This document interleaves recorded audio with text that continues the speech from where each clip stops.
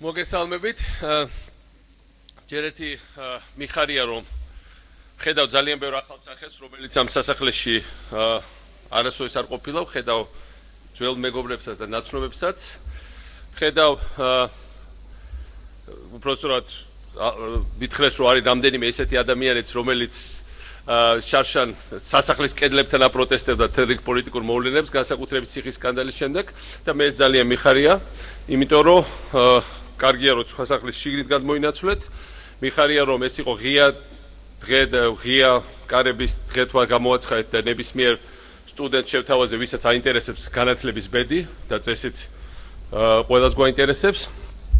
მოსულიყო აქ პრეზიდენტის სასახლეში და განგვეხილა ის საკითხები, რომელიც უკავშირდება იმ ცვლილებებს, რომელიც ხვალიდან, ზეგიდან შევა დღის წესრიგში ძალაში და თითოეულ თქვენგანს და არა მხოლოდ თითოეულ თქვენგანს, არამედ თვითონ ქვეყანას გაუხსნის ან ახალ პერსპექტივების იმის მიხედვით თუ კარგი კანონი იქნა მიღებული, ან შეუქმნის სერიოზულ პრობლემებს, პირდაპირ ვთქვათ, თუ დარჩება ძალაში ის რედაქცია, რომელიც არის წარდგენილი დღეს პარლამენტში. მე ვფიქრობ, ჩვენ შეკრებას აქვს ძალა, მნიშვნელობა, იმიტომ რომ ჯერ ერთი პრეზიდენტს აქვს უფლება თუ თქვენი აზრი არ იქნა გათვალისწინებული, კანონს დაადოს ვეტო და მეორე და არ ამგონია რომ ამ ვეტოს გადალახვის რესურსი დღევანდელ პარლამენტში იყო, იმიტომ რომ იქ იყო სერიოზული განყოფა აზრების ასევე საპარლამენტო უმრავლესობაში. ამიტომ მე მინდა რომ ჩვენ ყველამ ერთად ვიმსჯელოთ და უთხრათ კანონმდებელს რა უნდა ქნან მათ და თქვენ მოგეცემათ ამისთვის სიტყვა. მე აქ არ ვაპირებ რაღაც ფართო პოლიტიკური განცხადებების კეთებას, მაგრამ იმიტომ რომ ეს თემები განათლების, ეს არის საერთო თემები. ეს არ არის პარტიული თემა, ეს არ არის ჩემი როგორც პოლიტიკოსის მხოლოდ ცალკე აღებული თემა. თქვენი აბსოლუტური უმეტესობა შეიძლება სრულიად აპოლიტიკური იყოს, მაგრამ ნამდვილად ყველას გვაღელვებს რა იქნება ჩვენი განათლების ხვალიდელი მდგომარეობა. საქართველოს ჩვენ ყველას გვჯერა, მე ეს ყოველთვის ფუნდამენტურად ჯეროდა, არის მნიშვნელოვანი ქვეყანა. საქართველოს არ არის რაღაც უმნიშვნელო, რაღაცა იგივე სადღაც კუჩხეთში დასაყრდენილი ქვეყანა, იმიტომ რომ თუ ჩვენ გვინდა რომ გადავრჩეთ, თუ ჩვენ გვინდა რომ განვითარდეთ, თუ ჩვენ გვინდა რომ მომავალი გქონდეთ, ჩვენ უნდა ვიყოთ ან ძალიან მაგრები, ან ჩვენ გადარჩენას და განვითარებას შეექმნება ასევე ძალიან მაგარი პრობლემები. იმიტომ რომ ჩვენი დამპყრობელი ასევე ჩასაფრებულია და ერთსული აქვს, როდის აღარ იქნება საქართველოს მნიშვნელოვანი დანარჩენი მსოფლიოსთვის, იმისათვის რომ კარგად გადაგვხსნას და მოგვინელოს. ამიტომ სწორედ აქედან გამომდინარე ჩვენ რამდენიმე საკითხი ერთი ეს არის ჩვენი გეოგრაფიული განლაგება და მათთვის ვისაც არ ესმოდა რისთვის ვაშენებდი ლაზიკის პორტს, ეს იყო პორტი და არა უბრალოდ ჩემი აკვიატება რაღაც ქალაქი, სადაც მე უნდა ყოფილიყავ მერი და სადაც მარტო ჩემი ხუშტურის მიხედვით აიგებოდა 100 სართულიანი სახლები. რეალურად ეს იყო პორტი, რომელიც იქნებოდა თავარი გადამზიდავი პორტი აზიიდან და იქნება მომავალში აზიიდან ტვირთების ევროპის მიმართულებით. საქართველოში შენდება ყველაზე ერთ-ერთი ყველაზე დიდი სარკინიგზო პროექტი. საქართველოში არის ძალიან დიდი ტურისტული ცენტრი, საქართველოში არის ლოჯისტიკური ცენტრი, მაგრამ მთავარი რისი ცენტრიც უნდა იყოს საქართველოს, ჩემი ღმერთმენი. ეს არის განათლება, ცოდნა, განვითარება, ინტელექტი, პროგრესი. ჩვენ უნდა გავხდეთ ამ რეგიონში პროგრესის მთავარი მატარებლები. ეს არის ჩვენი უტყუარად ერთადერთი შანსი. პროგრესის მთავარი აგენტები ხართ თქვენ. თქვენ ხართ ჩვენი მომავლის მთავარი წარმომადგენლები, მთავარი მამოძრავებელი ძალა.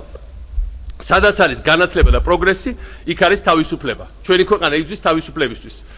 რა არის განათლება და პროგრესი? ეს არის მსჯელობა, ყველაფრის ეჭქვეშ დაყენება. ეჭქვეშ დაყენება მაგალითად პრეზიდენტის გამონათქვეების, ეჭქვეშ დაყენება თქვენი ლექტორების გამონათქვეების, ეჭქვეშ დაყენება სამეცნიერო და სხვა დოქტრინების, ეჭვს დაყენება ყველაფერზე კრიტიკული თვალით შეხედვა.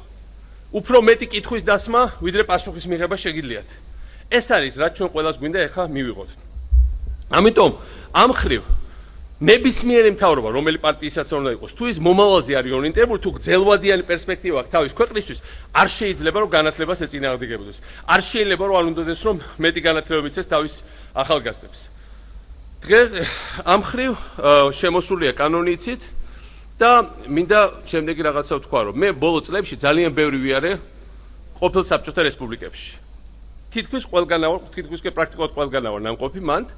და როგორც წესი, როცა ჩავდიოდი, მივდიოდი ხოლმე თითქმის ყველგან მისული ვარ უნივერსიტეტში. საერთოდ ძალიან ბევრი. და მინდა გითხრათ, რომ მიუხედავად იმისა, მე თვითონ ძალიან კრიტიკული ვიყავი ჩვენი განათლების სისტემის, მაგრამ ზოგადად, იმიტომ რომ ყოველთვის მეტი მინდა. სადა დედამიწაა, რასაც მიაღწია საქართველოს ბოლო წლებში განათლებაში.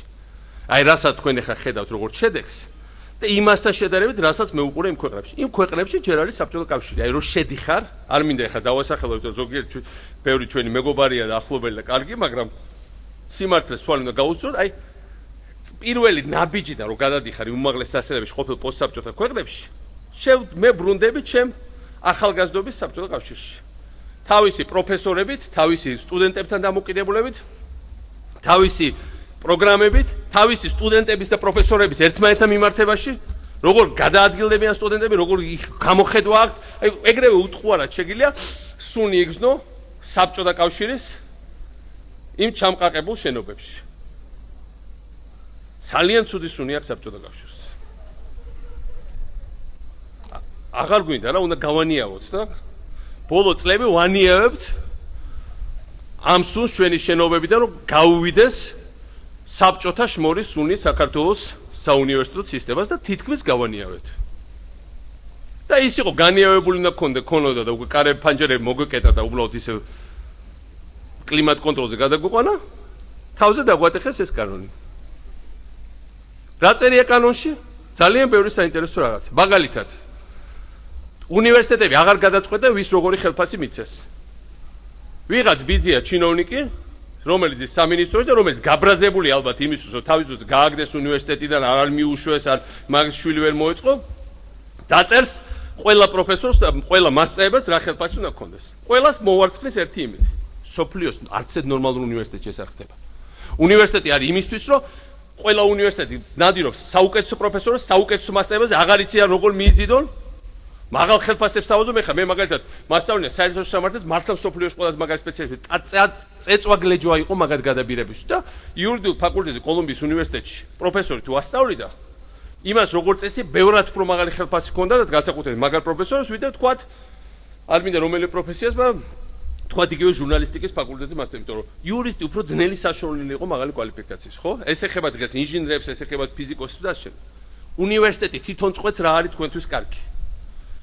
თავის დროზე ივანე ჯავახიშვილი მეორე მაგარი რაღაცა რაც გააკეთეს, აი იმას რო დავუთ. იძახიან რომ ასისტენტ პროფესორები აღარ უნდა იყვნენ დოქტორანტები. ესე იგი შედარებით ახალგაზრდა, ახალი კადრები, რომელიც მოვიდნენ, რომ ახალი ცოდნა მოგცენ თქვენ, რომელიც ბევრი დაბრუნდა საზღვარგარეთი და მე ვიცი მაგალითად აქ იყვნენ ამასია ჯგუფი პროფესორების, ერთი პროფესორი ამერიკაში იყო ძალიან წარმატებული, ყველაფერი მიატოვა, ჩამოვიდა, პროფესორი უბრალოდ მაგისტრატურა ქონდა დამთავრებული, მე აქ დოქტორანტურაში გაფორმდა, არ არის პროფესორი ჯერ, მეცნიერებათა დოქტორი არ არის, ხა ამერიკაში სადოქტორო ძალიან ცოტა ხალხი იცავს და ხა პირდაპირ ვთქვათ, ეს ძალიან სპეციფიური სფეროა. მეც ვიყავი დოქტორანტურაში და ვიცი ამერიკაში და ეს კაცი ჩამოვიდა და რამდენიმე წელი ასწავლის როგორც ასისტენტ პროფესორი. მახეს ეხა ეუბნებიან, წადი უნივერსიტეტად დაახვიო უკან ამერიკაში. კი მაგრამ ჩვენ გვაქვს შეიქმნა ახალი დრო მოვიდა მეგობრებო, საბჭოთა კავშირი აღარ არის. შეიქმნა სფეროები, რომელიც საბჭოთა კავშირში არასოდეს არ ყოფილა. მაგალითად, საერთაშორისო სამართლის, საერთაშორისო ურთიერთობების ფაკულტეტზე სწავლობდი მე. საერთაშორისო ურთიერთობების ფაკულტეტი იყო მარტო კიევში და მოსკოვში საბჭოთა კავშირის დროს. საქართველოში არ იყო. ამიტომ მეცნიერება და დოქტორები საერთაშორისო ურთიერთობების ქართველები არ არსებობდა. და ეხლა რას გვეუბნებიან, რომ საერთაშორისო ურთიერთობების ფაკულტეტზე მის გამო მარტო იმპერიული სტილით მარტო მოსკოვში და კიევში იყო ეს და მე ვიყავი ერთ-ერთი იმ პრივილეგირებულთაგან, რომელიც მაგ დროს სწავლობდა. თბილისში ვერასოდეს ვერ იქნება კარგი პედაგოგი, იმიტომ რომ არ ქონდა დრო რომ მოგვემზადებიან პროფესორები, ხო? ახალი ტექნოლოგიები გამოჩნდა, რომელიც არასოდეს არ იყო, მაგალითად ნანოტექნოლოგიები და ბევრი სხვა სფერო, რომელიც არსებობს. ნანოტექნოლოგიებში მეცნიერება დოქტორები საქართველოს ალბათ დღეს არ აყავს, შეიძლება ცდებოდა და გამიხარდებოდა, მაგრამ ალბათ არ აყავს. აღარ ვასწავლოთ ეს ნანოტექნოლოგიები? ამიტომ პრაქტიკულად ამის შემოტანა ნიშნავს განათლების სისტემის სერიოზულ დაზარალებას. შემდეგ რაღაცა კრიტერიუმების შემოტანა, კონკრეტული კრიტერიუმების შემოტანა და სერტიფიცირება პედაგოგების, ჩინოვნიკების მიერ. ეს არის პირდაპირ კორუფციის წყარო. ვიღაცა იჯდება და თქვენ კი არ გადაწყვეტ, რომელი მასწავლებელი მოგწონთ, არ მოგწონთ. თავისი რაღაც კრიტერიუმებით ვიღაცა ჩინოვნიკი სადღაც რომელიც სამინისტროში გადაწყვეტს თქვენი საყვარელი პროფესორი ან მასწავლებელი რომ უკვე აღარ შეესაბამება იმ კრიტერიუმებს, რომელიც მათ აქვთ განსაზღვრული. ამიტომ რეალურად ეს არის დიდი საფრთხე. ბათუმის ტექნოლოგიური უნივერსიტეტი რომ მოხურეს, აღმოჩნდა რომ ამ ბათუმის ტექნოლოგიურ უნივერსიტეტს რომელშიც უკვე დაიხარჯა რამდენიმე 10 მილიონი დოლარი და უკვე 200 მილიონი დოლარი უკვე გვეჭირა ხელში პრაქტიკულად დიდი ნაწილი ამერიკის მთავრობისგან რომ სოფლიოში საუკეთესო პროფესორების შემოგოყვანა სოფლიოში საუკეთესო მაგისტრატურის კურსი გაგვეკეთებია და თქვენ რომ დაამთავრებთ სიტყვაზე თქვენ ბაკალავრიატს ჩააბარებდით და აბსოლუტურ უმრავლესობა უფასოდ იმიტომ რომ ეს ფონდიც იყო გათვალისწინებული ბათუმის ტექნოლოგიურ უნივერსიტეტში ყველაზე მაგარ ადგილზე საქართველოში ყველაზე ლამაზ შენობაში და ყველაზე სწორად მოწყობილში ჩააბარებთ ამ უნივერსიტეტში ჯერ თქვენს რომ შენობა არ ვარ მაგრამ რომელი შენობა არის უკეთესი საქართველოში უნივერსიტეტში ვიდრე ბათუმის უნივერსიტეტის ტექნოლოგიური შენობა ეს შენობა რომ მოხურეს მე აღმოუჩნდი ერთადერთი ჭირისუფალი სხვა არავინ არ ამოიხმა იმიტომ რომ რაც არ გვინახავს ის არ გჯერა ხო მაგრამ ზუსტად ასევე არავის არ ჯეროდა რომ ლაზიკას და დიდგორს გავაკეთებდით უპილოტო საფრენ აპარატებს გავაკეთებდით გავაკეთეთ იმიტომ რომ მოვინდოვეთ იმიტომ რომ საქართველოში არის ინტელექტი და ნიჭიერი ადამიანები ყველა თაობის ხალხში ამიტომ ეს არ არის პოლიტიკური იდეები რა ვიღაცას გონია რომ საქართველოს მაგალითად სტრატეგიული პარტნიორობა ამერიკასთან ეს არის სააკაშვილის კურსი და ამიტომ სააკაშვილი ახლა არ მოგწონს და რა თქმა უნდა როგორ შეიძლება ყველა ბეზდება ადამიანს თქვენ ალბათ შეყვარებული გბეზდებათ ყოველ 6 თვეში ერთხელ და ეხა ქვეყნის მართველი შეუძლებელი ადამიანს არ მობეზდეს 9 წელიწადში მაგრამ მიუხედავად რომ ალბათ დიდ ნაწილს შეიძლება მობეზდე და ალბათ მობეზდე კიდევაც არ შეიძლება საქართველოს მობეზდეს ის რასაც რისკერაც მიისწრაფოდა ბოლო 2000 წელი ჩვენი ევროპული იდენტურობა და ვიღაც გონია რომ ეს არის სააკაშვილის ახირება და მოდი ეხა ჩვენ აღარ გვინდა ამერიკა აღარ გვინდა ევროპა აღარ გვინდა დასავლეთი მოდი წავიდეთ სხვაგან ვიღაც გონია რომ ინგლისური და კომპიუტერი ეს არის სააკაშვილის ახირება შემდეგი 30-40 წელი ინგლისური იქნება აბსოლუტურად დომინანტი მსოფლიოში მე ძალიან მიყვარს ჩვენი ენა ბათუმში დაუდგი უზარმაზარი სოფლიოში ყველაზე დიდი ძეგლი რომელიც ენისთვის რომელიც დაუდგია ამბარის კოშკის სახით ჩვენ ამბანს და სხვა შორის ეს ეხლა გამოაცხადეს როგორც დიდი დანაშაული სახელმწიფოს წინაშე მე მეჩნია რომ ეს იყო არ იყო არა მიზნობრივი ხარჯი სწორი იყო იმიტომ რომ მაგარი რაღაცა შორის იმ ქალაქისთვის მაგრამ ჩვენ გვაქვს ენა და ჩვენ გვაქვს რომელსაც სხვა არავინ არ ლაპარაკობს თითქმის და ჩვენ გვაქვს ამბანი რომელსაც სხვა არავინ არ კითხულობს ჩვენ ისინი ამას ვერ დავუკარგავთ ეს ჩვენი ნაწილია ჩვენი მეობის ნაწილია და ამიტომ ჩვენ ამით არ ვამოყოფთ მაგრამ რა თქმა უნდა ჩვენ დავიცოთ ის ენა რომელსაც ეფუძნება თანამედროვე ტექნოლოგიები ეს არის ინგლისური და რა თქმა უნდა ჩვენ ვიცოდეთ საინფორმაციო ტექნოლოგიები წეღანი ისე ვიცოდვილეთ ჩემ ლეპტოპთან რაღაცის ვეძებდი აი მოკლედ ლამის ოფში გავიყვარე და ჩემმა შვილმა ნიკუშამ რომელიც 7 წლისა გამოიარა ამხედა დამცინავა თქვა რომ რას ეძებ რომ უთხრა რას ვეძებ და აი ეს ერთი თითი დააჭერე მეორე და მიპოვა რაც უფრო პატარა ხარ მით უფრო ადვილად იძვის და კარგი ხა მე ამის გამო გავბოროტდე და ნიკუშას წავართო კომპიუტერი და უთხრა რომ არასოდეს ამას ვეღარ მიიღებ იმიტომ რომ ჩემზე უკეთესად ფლობ დაახლოებით იგივეს გვთავაზობენ ახლა განათლების კანონის სახით ამიტომ თქვენი მომავალი არის უნდა იყოს თქვენ ხელში თქვენი მომავალი რა თქვენ გინდათ ისეთ პროფესია რომელთაც ადვილად მოეწყობეთ და ცხოვრებაში გაიკეთებთ კარიერა თქვენ გინდათ გახსნილი იყოს სოფლიოში აი ხა შემოიღეს ვიზები უცხოელი სტუდენტებისთვის რომელიც შემოდიან აზიიდან აფრიკიდან ლათინური ამერიკიდან ჯერტი საქართველოსთვის ეს არის გავლენის წყარო ჩვენ პატარა ქვეყანაში თუ ჩამოვა ბევრი უცხოელი ფულს დახარჯავთ ისწავლის არის ჩვენი გავლენის წყარო მერე ორჯერ სამჯერ მეტ ფულს იხდია ვიდრე ჩვენი სტუდენტები და ჩვენთვის ძალიან მნიშვნელოვანია რომ ჩვენი სტუდენტებისთვის ბევრად უფრო შემცირდეს გადასახადი რა თქმა უნდა ეს დამტკინო პრობლემა რა თქმა უნდა ეს არაადეკვატურად მაღალია და აი ეს ამაში უნდა იხარჯებოდეს დღეს სახელმწიფოს ფული მაგრამ უცხოო სტუდენტებს აუგზავნოთ აქ ჩამოსვლა ეს არის გახსნილობა ეს არის კულტურათა დიალოგი ეს არის გაცვლა ეს არის ჩვენ დავინახოთ დანარჩენი სოფლიო და რა თქმა უნდა მათ უნდა მიცეთ საშუალება მთელი რიგი ფაკულტეტები შეიქმნა რომელიც ორიენტირებულია უცხოურ სტუდენტებს მაგალითად ეხთლების ფაკულტეტი არასოდეს არ ყოფილა პრესტიჟული საქართველოში მაგრამ უცხოელებს ესმით რატოა მნიშვნელოვანი ფაკულტეტი აი nursery ეხთლობა და ძალიან ბევრი უცხოელი ჩამოდის და აცოცხლებს რამდენიმე უნივერსიტეტს საქართველოში გამოდის თავრობის წარმომადგენელი და სააკაშვილს რაღაცა საქართველოს გონია რაღაც ღია კარები მას არ ესმის რა არის სახელმწიფო მოდი აუგზავნოთ უცხოელები შემოვა რა შუაშია სააკაშვილი დაივიწყეთ რა დაივიწყეთ არა ვარ გავქრი მაგრამ უნივერსიტეტები რო იხურება და 10 თუ 15 ფაკულტეტი დაიხურება მის შედეგად კიდევ უფრო გაძვირდება სწავლის გადასახადი ჩვენი სტუდენტების ამაზე მინაგებს მე პასუხს ასე რომ ეს თემები არის, რომელსაც თითოეულ ჩვენგანს ძალიან მნიშვნელოვანია რომ ესმოდეს. ჩვენთვის მნიშვნელოვანია რომ გვესმოდეს რომ კორუფცია რომელიც იყო უმაღლესი სასწავლებელი, რომელიც თქვენ არ გინახავთ და კიდე კაი არ გინახავთ, სანამ მახინჯი ცხოველი იყო. ყველა უმაღლეს სასწავლებელში ბუდობდა ეს ცხოველი. ეს კორუფცია ერთხელ სამუდამოდ საქართველოსთან გაქრეს და გაუჩინარდეს. და აღარასდროს აღარ უნდა დაბრუნდეს უკან. ფულის მოჭრის საამქროებად აღარასდროს აღარ უნდა იქცეს ჩვენ უნივერსიტეტში. საუკეთესო ცოდნა, ყველაზე მაგარი ტექნოლოგიები უნდა წამოიღოთ, ყველაზე მაგარი პროფესორები უნდა ჩამოვიყვანოთ და ასევე გავზარდოთ. ყველაზე მაგარი სამსახურები უნდა ვიშოვოთ გლობალურ ბაზარზე, იმიტომ რომ თქვენი კონკურენტები ხვალ სიტყვაზე თბილისში თავისუფალი უნივერსიტეტის კურსდამთავრების კონკურენტი ბათუმის ტექნოლოგიური უნივერსიტეტის გამოშვებული კი არ იქნება ან თქვათ ქუთაისის აკაკი წერეთის უნივერსიტეტის. თქვენი კონკურენტები არიან ბერკლის უნივერსიტეტის კურსდამთავრებულები, ოქსფორდის უნივერსიტეტის კურსდამთავრებულები, კორეის რომელიღაც უნივერსიტეტის კურსდამთავრებულები. ისინი არიან თქვენი კონკურენტები. ეს არის სოფლიო ბაზარი. ამას ვერანაირი ვიზების შემოღებით და ვერანაირ ჩიპებში 666-ის ძებნით ბარიერს ვერ დაუდებ. და სიმრილე ვერასოდეს ვერ გააჩერებს სინათლეს. რამდენიც უნდა ირბინო ტაბურეტკები და ხალხს თავში ურტყა, რეალურად ამით არ იცვლება ის, რომ ახალი პროგრესი, ტექნოლოგიები, ახალი განათლება, ახალი იდეები, მათ შორის ისეთი იდეები, რომელიც თქვა ჩემთვის არ იყოს ბოლოს მიღება, მაგრამ იდეების კონკურენცია მიდის და ზოგი იდეა დამკვიდრდება, ზოგი იდეა ვერ დამკვიდრდება, მაგრამ ეს ხდება ხო თავისუფალ დაპირისპირებაში, თავისუფალ დისკუსიაში, თავისუფალ განხილვაში და არა ვიღაცის დაწესებით, რომ ან მე კანონს მივიღებ და ამას აუგზავნო, ან ვიღაც არ შემოუშვებ, ან საერთოდ მოვალდათ თავში ტაბურეტკას ჩაგარტყო. ესე არ ხდება საქართველოში და არცად სოფლიოში პროგრესის ან ახალი იდეების, თუნდაც მიუღებლის შეჩერება.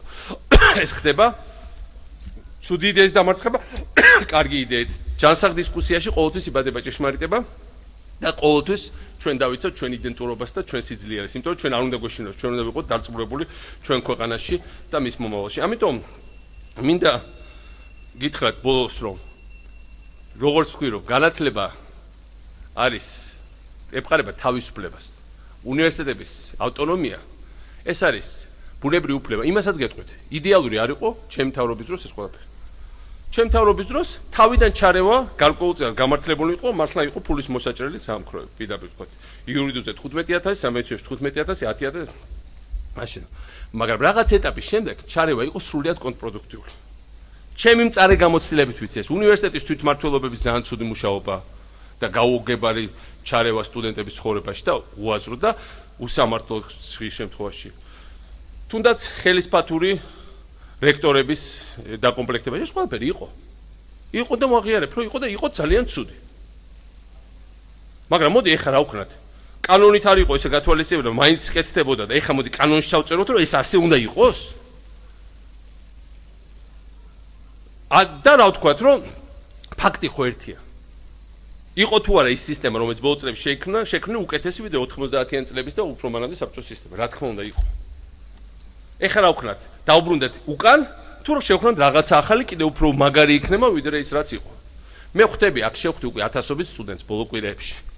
წარმოუდგენლად მაგრები ხართ. ყოველ წელიწადს უკეთესი სტუდენტები მოდიან.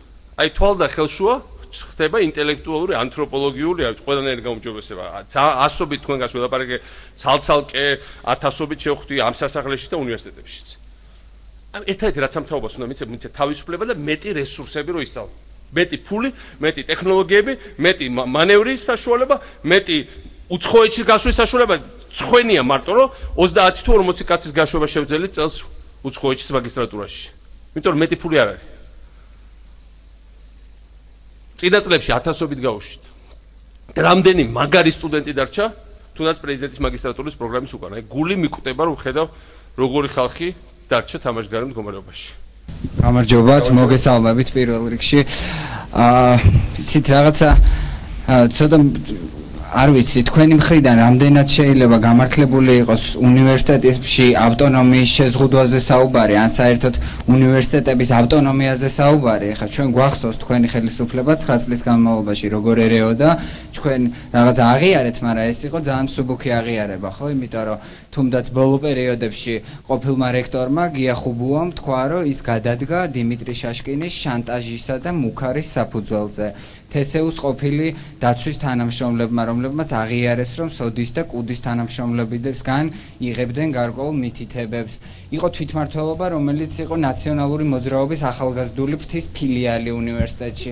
აი ამ ყველაფრის მერე საუბარი უნივერსიტეტის ავტონომიას, მით უფრო ეხა ძალიან ბევრი მითი მოვისმინე თქვენგან, რომ არა დოქტორანტებს ეკრძალებათ უნივერსიტეტებში ლექტორობა და ცოდნის გადაცემა, ესეც ტყუილია, იმიტომ რომ ვისაც არ აქვს დოქტორის ხარისხი, მას შეუძლია რომ უნივერსიტეტში მოღვაწეობა განაგრძოს როგორც მოწვეული ლექტორი.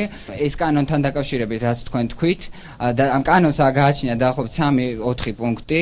ძირითად ნაწილს 3-ვე პუნქტს მე ვიზიარებ, რაც ეხება თუნდაც აი ეს რომ რექტორები უნდა იყვნენ, არ მინდა რომ ჩათვალოთ რომ მართლა ის რაღაც თემებში არც მე არ ვეთანხმები, მაგალითად ის რომ პრემიერ-მინისტრმა არ უნდა დანიშნოს მოვალეობის შემსრულებელი და ამას განათლების სამინისტროც ამბობს რომ რაღაცა დისკუსიის ქვეშ არის ეს ჯერ კიდევ. ამაში არც მე არ ვეთანხმები, მაგრამ დანარჩენი პუნქტები არის ჩემთვის აბსოლუტურად მისაღები. მაგრამ ის რაც თქვენ თქვით რომ ადამიანებს ვისაც დოქტორის ხარისხი აღარ ექნება ვერ შეძლო. მე მინდა შეგეკითხო, თქვენს მისაღებია რომ განათლების სამინისტრომ დაადგინოს ყველა მას პროფესორის ხელფასი?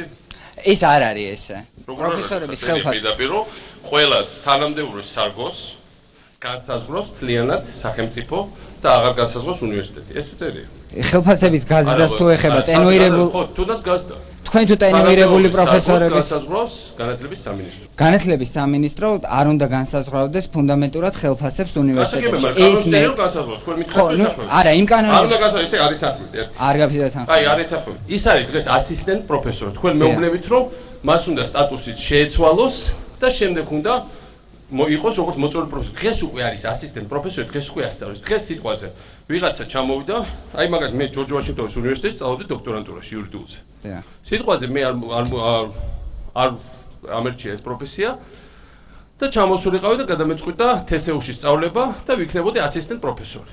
და მე ხოლმე ბევრი სტუდენტი არ ვიცი ალბათ შოქს მოეწონებს ზოგს არა, ეჭვი მაქვს რომ შეიძლება გამოსულოთ. ეხლა ვიღაცა ცulis კანონს და მეუბნე რომ მოიცა აღარ ახარ შენ უკვე ასისტენტ პროფესორი, შენ თუ გინდა იქნებ მოწვეული პროფესორი, როგორც ამასაც ადგენს განათლების სამინისტრო რაღაც კრიტერიუმები. ესე იგი ძალიან მარტივია რა. კოლუმბიის უნივერსიტეტი გაგია? კი, რა თქმა უნდა, ხო მაგარი უნივერსიტეტია. კი, ერთ-ერთი. კოლუმბიის უნივერსიტეტი ყველაზე მაგარ უნივერსიტეტად გახადა გენერალმა ეიზენჰაუერმა, რომელსაც მაგისტრის ხარისხიც არ ჰქონდა, მაგრამ იყო რექტორი კოლუმბიის უნივერსიტეტის მეორე მსოფლიო ომის შემდეგ. და მე მოგიყვან შემიძლია ასობით მაგალითი 1000-ობით თელ მსოფლიოში როცა არანაირი პროფესორები არ არიან რექტორები, მაგრამ უნივერსიტეტს მართავენ ძალიან წარმატებით. მე არ მინდა რომ ქართულ ახალგაზრდებს დააბრუნო იმ სისტემაში, როცა ყველაფერი ისე რეგულირდება, რომ საბოლოო ჯამში ყველგან იქნება გაცეხრე. ჩათვლის წიგნაში ჩადებული 50 მაინთიანები ძალიან კარგად მახსოვს. ძალიან კარგად მახსოვს იურიდიულ ფაკულტეტზე ჩემი მეგობრების შვილები, ნათესაები როგორ იხდიდნენ 15000 დოლარს, 10000 დოლარს. ძალიან დიდ პატივს ვცემ ძალიან ბევრ გამოცდილ პროფესორს. მე პროფესორების ოჯახში გავიზარდე და მიმეჩნია ყველა ასაკის ხალხში იყო ძალიან კარგი და კარგი კვალიფიციური ხალხი და დღესაც არის, მაგრამ ზოგიერთი ადამიანი რომელიც აკეთებდა ფულს მაშინ და ეხლა რაღაც მიზეზებით და მანქანებით მოხდა იქ სადაც გადაწყვეტილებას იღებენ და ცდილობს ხელში ჩაიგდოს უკან რეგულირების სისტემა და ამას არ ქმნავს სამართლიანობის აღდგენას სასწავლებელში. არ ამგონია რომ თქვენ საკუთარ თავის ხარჯზე უნდა დაუშვათ ეს არის. რა მნიშვნელობა აქვს რომელი თავრობისა? ქაღალდზე არ უნდა მიცეთ არავის უფლება, რომ თქვენ მაგერად გადაწყვეტოთ რა არის თქვენთვის კარგი. რა თქმა უნდა, დაუშვებელია რომ წინა 9 წლის განმავლობაში ვიღაცა რაღაც გავლენით ნიშნავდა რექტორებს, მაგრამ ჩემთვის ასევე დაუშვებელია რომ დღეს ვინმე სადღაც დანიშნოს რექტორები, მით უმეტეს კანონიერი საფუძვლით. რა თქმა უნდა, ძალიან ცუდია თუ ოდესღაც ან ადრე იყო თესეუს ან სხვა თვითმმართველობა ნაციონალური მოძრაობის ახალგაზრდული ფრთა, მაგრამ მე დღეს არ მინდა რომ ეს თვითმმართველობა იქცეს. რომელი უნივერსიტეტი ხარ? თავისუფალი უნივერსიტეტი. თავისუფალ უნივერსიტეტში ადრე ხო არ იყო, მაშინ როცა ჩვენი მთავრობა იყო, თქვენი თვითმმართველობა ხო არ იყო? ჩვენი თვითმმართველობა დღემდე არ. ჩვენ არ გქონდა. ეს ყოფილა ადგილები სადაც არ იყო. მე არ მინდა რომ დღეს თვითმმართველობა იყოს ქართული ოცნების ახალგაზრდული ფრთა. ნაციონალური მოძრაობის ახალგაზრდული ფრთის თვითმმართველობა ისე შვიდად გადაცურდა. დიდი ნაწილი იქეთ, რომ არანაირი პრობლემა არ ქონდა. მე მინდა ვსწავლობდე თავისუფალ გარემოში, მაგრამ ყველაზე მნიშვნელოვანი არის ის, რომ დამოკიდებულება, რომელიც უკვე გაჟღერდა აქ, რომ ადამიანები თვლიან, რომ ეს შეიძლება მოხდეს. გასაგებია რომ ცუდი იყო, მაგრამ რას ვქნით ჩვენ მომავალში? მე გეთანხმებით ამ ნაწილში. რა თქმა უნდა, არასწორი იყო. ხო, ამაზე ყოველ თანხმდებით, ხო? მაგრამ მივიღოთ ის, რაც ადრე იყო ცუდი იგივე დავტოვოთ. ეხლა რაც შეეხება დანარჩენს. რატომღაც შინაარსობრივად არ ვეხებით იმას, თუ ვის აქვს უფლება განვისაზღვროს მე რა ლექტორი მეყოლება თავისუფალ უნივერსიტეტში. დიახ, მე მომწონს ლაშა ჭოჭუა, ჩემი ეკონომიკის ლექტორი, რომელმაც ახლახან დაამთავრა მაგისტრატურა ესპანეთში და დღეს მასწავლის მე ყველაზე მაგარი ლექტორია ჩემ უნივერსიტეტში. დიახ, მე მინდა ახალგაზრდა ადამიანები, რომლებსაც იმაზე უფრო მეტი ცოდნა აქვს, ვიდრე მართლა მუმიფიცირებულ ადამიანებს, რომლებიც თქვათ აქამდე ასწავლიდნენ აგრარულში. დიახ, მე ვიცავდი აგრარულს ზუსტად ისე, როგორც აგრარული სტუდენტები და სხვა სტუდენტები. იმიტომ რომ ეს არის ძალიან მნიშვნელოვანი. ამის გარდა არავის არ აქვს უფლება, რა თქმა უნდა, სახელმწიფოს ჩინოვნიკებს მათ შორის, რომ განსაზღვრონ ვინ ვისად ასწავლის. ძალიან ელემენტარული პრინციპია, რომელზეც მგონი ყველა უნდა ვთანხმდებოდეთ, თუ უნივერსიტეტი, კერძო უნივერსიტეტი ნებისმიერ რაზე ორიენტირებული, რომ ყავდეს კარგი სტუდენტები, ხო? სხვანაირად სხვა ახალ სტუდენტებს ვერ მოიზიდავს. აქედან გამომდინარე, მან უნდა შესთავაზოს კარგი ლექტორები. თუ არიან ეს ახალგაზრდა პროფესორები და ასისტენტები, ცუდი რექტორები, თავისუფალი უნივერსიტეტი ვერ გახდებოდა საუკეთესო უნივერსიტეტი საქართველოში დღესდღეობით, ხო? ან სხვა რაღაც, ანუ ვის აქვს უფლება, რატომ აქვს სახელმწიფოს იმის უფლება, რომ დაგინიშნოს რექტორი ან სხვა ვიღაც, ან სახელმწიფო რატომ წყვეტს ვის რა ხელფასი უნდა ხოლოს უნივერსიტეტში. დიახ, თავისუფალი ბაზარი დაარეგულირებს იმას, რაც მან მოახდინა ამ ხნის განმავლობაში და თავისუფალი უნივერსიტეტი არის ამის ნამდვილი მაგალითი. და მე ძალიან წინს რომ ელემენტარული პრინციპები ჩვენ ვსაუბრობთ აქ დემაგოგიური შეგვიძლია ვისაუბროთ რაღაც შეიძლება იყოს გვინდა რომ უფასო, კი, მეც მინდა რომ ყველა მისწავლოს უფასოდ და ისწავლოს ძალიან მაგარ უნივერსიტეტში, მაგრამ სად არის? სად არის მაგალითად ჰარვარდის უფასო განათლება? რა თქმა უნდა არის გრანტები. დიახ, ამაზე უნდა ვიმუშაოთ, მაგრამ რა გრანტებს იღებს ყველა წარმატებული. ილია, მოროდ მე მინდა გითხრათ, ჩემი ცხოვრება, არა, ეგრე მე დავთავრე მაქვს ჰოლანდიაში, იტალიაში, საფრანგეთში, ამერიკაში. ყველგან ვისწავლე უფასოდ, ჩემ ოჯახს ნამდვილად აქვს ეს ყოველთვის რაღაცა გრანტი, ასევე უნდა ჩვენ ხალხს გქონდეს ხელმისაწვდომი გრანტები. მეც ვსწავლობ თავისუფალ უნივერსიტეტში, მიუხედავად იმისა, დევნილი ვარ აფხაზეთიდან. ამის პრობლემა არ არის. თავარია თქვენი ნიჭი და რატომ ხდება ეს, ხო, ძალიან მარტივია. თავისუფალ უნივერსიტეტს უნდა საუკეთესო სტუდენტი, ხო? ნებისმიერ უნივერსიტეტს უნდა კარგი სტუდენტი. არა იმიტომ, რომ სახელმწიფომ ასე გადაწყვიტა, არამედ იმიტომ, რომ მისი ინტერესია ამაზე ორიენტირებული. თუ არ იყო, თუ ჩვენ წინასწარ განუსაზღვრეთ რაღაცეები და მივეცით დებულებები, მაშინ როგორ შეიძლება ეს გამოსწორდეს? ანუ ზუსტად რას ვამ, წარმატების ფორმულა ძალიან მარტივია. მიეცით უნივერსიტეტებს კონკურენციის საშუალება ერთმანეთთან და ისინი დააფინანსებენ საუკეთესო სტუდენტებს, როგორც თავისუფალი უნივერსიტეტი აფინანსებს საუკეთესო სტუდენტებს, როგორც აგრარული უნივერსიტეტი აფინანსებს და მათ შორის ამ ყველაფერს ეხმარება სახელმწიფო გრანტი თუნდაც, რომელიც ისევ და ისევ მოპოვებულია კონკურენციის საფუძველზე და სხვა არაფრის. და ეს არის ძალიან მნიშვნელოვანი, რაც ყველამ უნდა გავითავისოთ, ვინც აქ ხარ. თქვენ ბრძანდებოდით ავღანეთში, იქ შეხვდით ქართველ ჯარისკაცებს, რომლებსაც ცალ-ცალკე ეკითხებოდით, რამდენი მოკალით, ყოჩახ. მე მაშინ პარალელი გავლა იმ რუს ოფიცრებთან, რომლებიც რუს ჯარისკაცებს ქართველი მეომრების ყელსაბამებს უთვლიდნენ და ამით ჯილდოებს უმატებდნენ. მაშინ ეს ფაქტის გასვლა 2008 წელს. კითხვა მდგომარეობს ერთში. თქვენ არასდროს არ გიფიქრიათ, რომ თქვენი არადიპლომატიური განცხადებებით საფრთხის ქვეშ აყენებთ ძალიან ბევრ ადამიანს, იმიტომ რომ ავღანეთში თქვენს ამ განცხადების შემდეგ ქართველი მეომრები დაიღუპნენ. არ გიფიქრიათ არასდროს ამის შესახებ? არა, კატეგორიულად ეს ასე არ არის. კატეგორიულად ეს ასე არ არის. ეს არის თითიდან გამოწვეული იმავე ხალხის მიერ, ვინც შექმნა ჯიხადის ვიდეოები. მე ხომ ნახეთ, რომ ჯიხადის ვიდეოები თურმე ავღანელებს არ შეუქმნიათ.